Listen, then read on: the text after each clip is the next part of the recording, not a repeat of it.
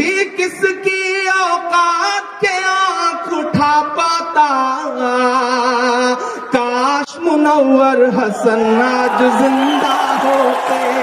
سواگت ہے دوستو آپ سبھی کا دیہات کی آواز میں آپ کے ساتھ محمد ارشاد۔ آئیے دوستو سنتے ہیں عمران پرتاپ گڑھی کی ایک شاندار نظم۔ اس سے پہلے بتا دوں، لوگوں کی اصلیت سامنے آ جانا بھی اللہ تعالیٰ کی بہت بڑی نعمت ہے۔ آئیے سنتے ہیں عمران پرتاپ گڑھی کی نظم۔ تو آپ سے گزارش ہے ویڈیو کو لائک کیجیے اور چینل کو ضرور سبسکرائب میں کیجیے۔ مصرع پڑھتا ہوں صاحب کہ سورج بن کر آج بھی تابندہ ہوتے، نفرت والے چہرے شرمندہ ہوتے، بھی کس کی اوقات کے آنکھ اٹھا پاتا، کاش منور حسن آج زندہ ہوتے، کاش منور حسن آج زندہ ہوتے، کاش منور حسن آج زندہ ہوتے۔ لیکن سلام ہے ناہید بھائی کو۔ اس بیچ ان دنوں سے پچھلے دنوں کے تمام ایسے واقعات ہیں کہ جنہیں جب بھی اخباروں میں پڑھا لگا کہ ایک 28-29 سال کے نوجوان خون میں وہ تیور، وہ ہمت، وہ مردانگی ہے جو انشاءاللہ اس پورے پشچمی اتر پردیش کو ایک نئی رہنمائی دے گی۔ اس یقین کے ساتھ آج اس مشاعرے میں آیا، ملنے کے لیے آیا، سنانا تو ایک بہانہ تھا۔ آئیے اب وہاں تک پہنچاتا ہوں جس کو سننے کی امیدیں لے کر کے آپ حاضر ہوئے ہیں۔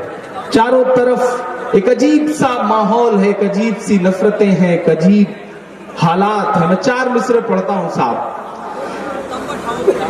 کہ آپ کی نفرتوں کا جو مضمون ہے، پہنچے لکھنؤ تک آپ کے مصرع تالیوں کے شور کے ساتھ۔ میں پڑھتا ہوں کہ آپ کی نفرتوں کا جو مضمون ہے، اس میں سیاہی نہیں خون ہی خون ہے، اس میں سیاہی نہیں خون ہی خون ہے، بھیڑ کب جانے کس کو کہاں مار دے، ملک میں آج ٹھینگے پہ قانون ہے، ملک میں آج ٹھینگے پہ قانون ہے۔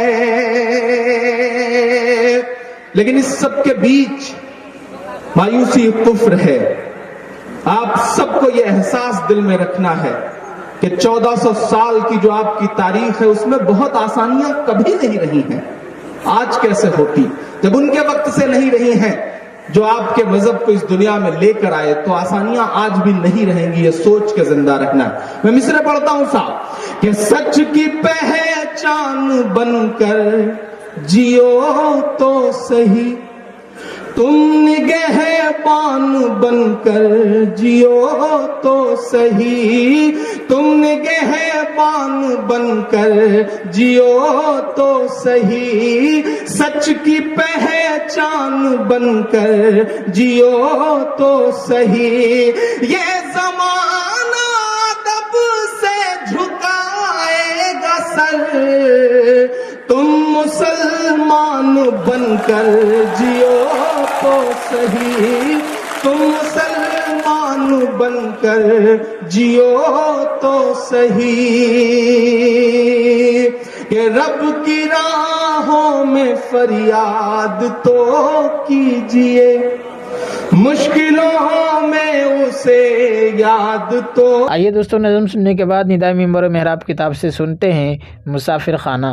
دنیا تو حقیقت میں مسافر خانہ ہے، کوئی آ رہا ہے کوئی جا رہا ہے۔ اسی لیے تو اللہ تعالیٰ کے رسول صلی اللہ علیہ وسلم نے فرمایا کن فی الدنیا کانک غریب او عابر سبیل، دنیا میں ایسے رہو جیسے کوئی اجنبی یا راہ چلتا مسافر، لیکن انسان کے طور پر طریقوں سے یوں محسوس ہوتا ہے کہ وہ یہاں ہمیشہ رہنے کے لیے آیا ہے۔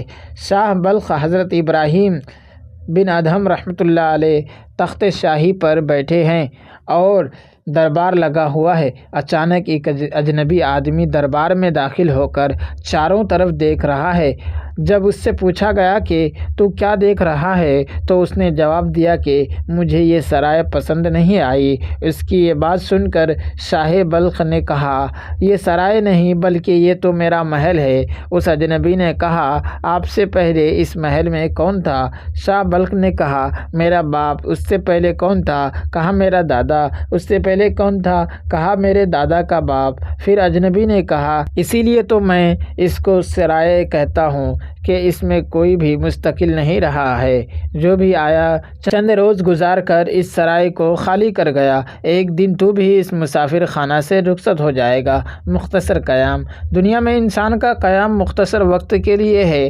آپ نے دیکھا ہوگا کہ جب مسلمانوں کے گھر میں بچہ پیدا ہوتا ہے تو اس کے دائیں کان میں اذان اور بائیں میں تکبیر پڑھی جاتی ہے، چونکہ اذان اور تکبیر جماعت سے پہلے ہو جاتی ہے اور تکبیر اور جماعت کے درمیان بہت مختصر سا وقفہ ہوتا ہے۔ اس لیے بچے کے کان میں اذان اور تکبیر پڑھ کر اسے یہ بتا دیا جاتا ہے کہ تیرا دنیا میں قیام بہت مختصر وقت کے لیے ہے، تیری اذان بھی ہو چکی اور تکبیر بھی پڑھی جا چکی اور اب جماعت ہونے والی ہے، اس کی تیاری کر لے۔ یہی وجہ ہے کہ جب میت پر نماز جنازہ پڑھی جاتی ہے تو اس وقت اذان اور تکبیر نہیں پڑھی جاتی، اس لیے کہ وہ تو پہلے ہی پڑھی جا چکی ہے۔ 4 قسم کے لوگ۔ علماء نے لکھا ہے کہ موت کے بارے میں آدمی 4 طریقے کے ہوتے ہیں۔ ایک تو وہ لوگ ہیں جو دنیا میں منہمک ہے، جن کو موت کا ذکر بھی اس وجہ سے اچھا نہیں لگتا کہ اس سے دنیا کی لذتیں چھوٹ جائیں گی۔ ایسا شخص موت کو کبھی یاد نہیں کرتا، اور اگر کبھی یاد کرتا بھی ہے تو برائی کے ساتھ، اس لیے کہ دنیا کے چھوٹنے کا اس کو قلق اور افسوس ہوتا ہے۔ دوسرا وہ شخص ہے جو اللہ کی طرف رجوع کرنے والا تو ہے مگر ابتدائی حالت میں ہے۔ موت کے ذکر سے اس کو اللہ تعالیٰ کا خوف بھی ہوتا ہے اور اس سے توبہ میں پختگی بھی ہوتی ہے۔ یہ شخص بھی موت سے ڈرتا ہے، مگر نہ اس وجہ سے کہ دنیا چھوٹ جائے گی بلکہ اس وجہ سے کہ اس کی توبہ تام نہیں ہے۔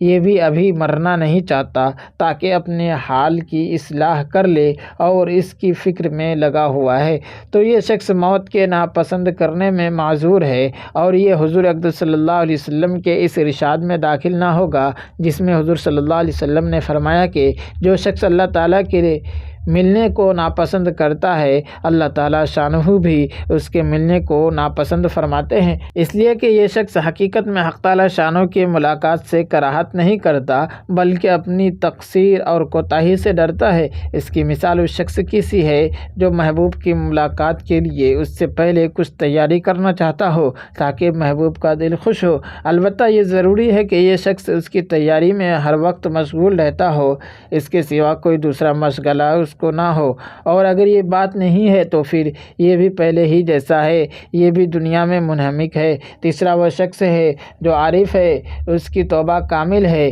یہ لوگ موت کو محبوب رکھتے ہیں، اس کی تمنائیں کرتے ہیں، اس لیے کہ عاشق کے لیے محبوب کی ملاقات سے زیادہ بہتر وقت کون سا ہوگا۔ موت کا وقت ملاقات کا وقت ہے، عاشق کو وصل کے وعدہ کا وقت ہے، ہر وقت خود ہی یاد رہا کرتا ہے، وہ کسی وقت بھی اس کو نہیں بھولتا۔ یہی لوگ ہیں جن کو موت کے جلدی آنے کی تمنائیں رہتی ہیں، وہ اسی قلق میں رہتے ہیں کہ موت آ ہی نہیں چکتی کہ اس معاصی کے گھر سے جلد خلاصی ہو۔